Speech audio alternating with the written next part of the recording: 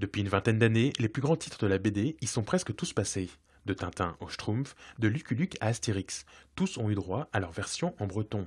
Sur son site internet, Tanguy Armen essaye de tous les recenser. Il en connaît environ une bonne soixantaine. Mais beaucoup, édités en petit nombre, sont en rupture de stock. Quelques albums comme Tintin, il y a des collectionneurs dans le monde entier, quelle que soit la langue. Mais en général, les bandes dessinées, les autres, hein, que ce soit Schtroumpf ou Lucky Luke, tout ça, c'est vraiment des lecteurs. Et ça peut être des enfants, ceux qui sont dans les écoles bilingues, ou des adultes qui apprennent le breton, parce que pour apprendre le breton, il y en a qui aiment bien apprendre avec des images, avec la bande dessinée et tout. Une logique qu'a assez tôt pris en compte le rectorat, qui a décidé d'éditer ses propres ouvrages à travers le Centre de recherche et de documentation pédagogique et sa maison d'édition en langue bretonne.